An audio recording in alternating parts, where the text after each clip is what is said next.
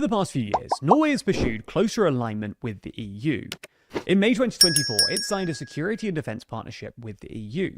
Last month, the EU's Defence Commissioner suggested that Norway could join the proposed European Defence Union. And just last week, Norway and Iceland became the first two non-EU countries to join the EU's space-based satellite communications initiative, IRIS², which aims to provide a European alternative to Elon Musk's Starlink.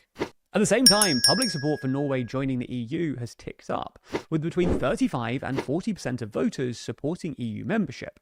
And in March, the leader of Norway's opposition pro-EU Conservative Party argued that Norway should join the EU, saying, "In my opinion, and in my party's opinion, we will be best served by being full members of the EU." So in this video, we'll explain Norway's current relationship with the EU, and why Norway is aligning more closely with the bloc. Let's start with some background on Norway-EU relations. While not an EU member, Norway is a founding member of the European Free Trade Association, which participates in the EU single market and Schengen area, and has been a member of the European Economic Area, or EEA, since 1994. Norway's government has actually tried to join the EU or its predecessors 4 times, in 1962, 1967, 1972, and 1994, with the attempts either blocked or turned down at a referendum. For instance, Norway's accession to the EEA in 1994 was widely seen as a stepping stone towards full EU membership, but a referendum on joining the EU was narrowly defeated, with 48% of people voting in favour and 52% against. Over the past 3 decades, however, Norway has become increasingly integrated into the EU's broader framework and initiatives. It now incorporates the vast majority of EU rules in EEA-related sectors, other than agriculture and fisheries, and is fully integrated in terms of the free movement of goods, services, capital, and labour in the Schengen area. Moreover, Norway has voluntarily aligned itself with the EU standards through a series of additional agreements, often mirroring the policy developments of its Nordic neighbours, Sweden, Finland, and Denmark. Nevertheless, Norwegians have remained divided on the issue of EU membership. After the 2008 Eurozone crisis, public support for joining the EU plummeted and opposition increased, both because the EU was beset by infighting and because the EU economy was struggling. However, in the mid-2010s, support for joining the EU slowly began rising, and spiked to a 2-decade high in 2022 after Russia's invasion of Ukraine. According to a February 2026 opinion poll for ABC News, opposition to joining the EU in Norway has now fallen below 50% for the first time, at 48%, while support for joining has ticked up to 38%, about the same as a year ago. Alongside this uptick in public support in the past few years, Norway's centre-left government has made numerous moves to align more closely with the EU. In May 2024, it signed a defence and security partnership with Europe. In May 2025, it signed a joint statement with the EU on strengthening EEA foreign and security policy cooperation, and more recently, last month, signed a participation agreement for the EU's IRIS² joint satellite programme. Through this series of deals, Norway can maintain formal sovereignty and the truce between its pro-EU and anti-EU political blocs, with the EEA membership model serving as a compromise between full membership and non-membership. Essentially though, there are 3 reasons why Norway is aligning more closely with the EU, despite not having an active accession bid. Firstly, rising public support for joining the EU. Secondly, Trump's impact on European and Arctic security. And thirdly, the general trend towards deeper European integration. Let's start with the first reason, though, that Norway is aligning more closely with the EU because of rising public support.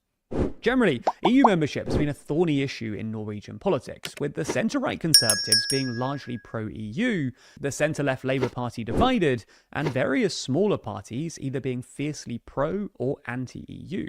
In March, the new leader of Norway's Conservatives argued that Norway should join the EU, adding, "I've been talking consistently about the need for a constructive debate based on the EU as it is today, not as it was in 1994, and saying very clearly and loudly that Norway should join."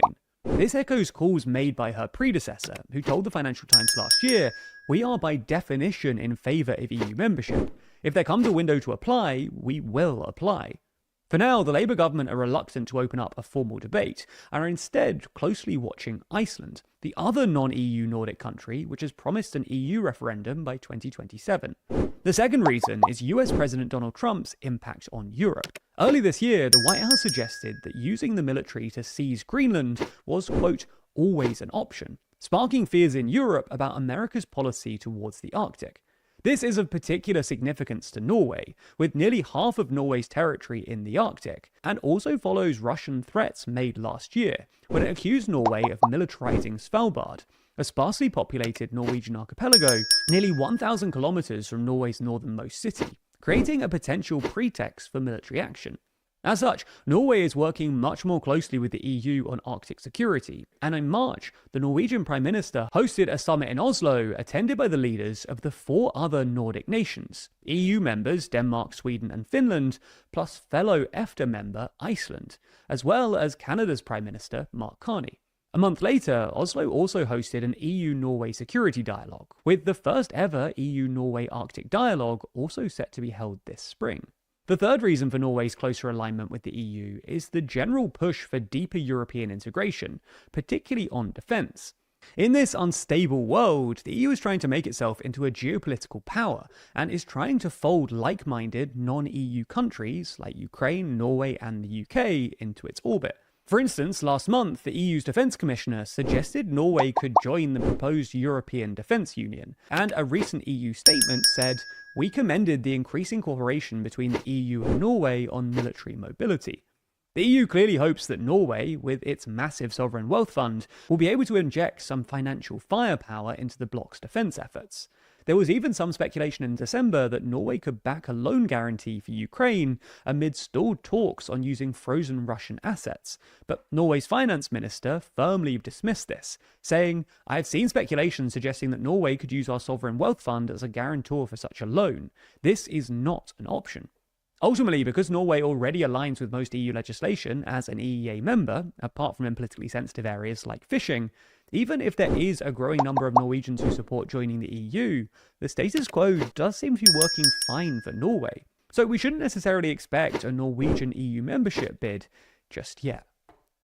This was 24 Hours in America, our YouTube channel. Thank you for watching. Stay safe and healthy.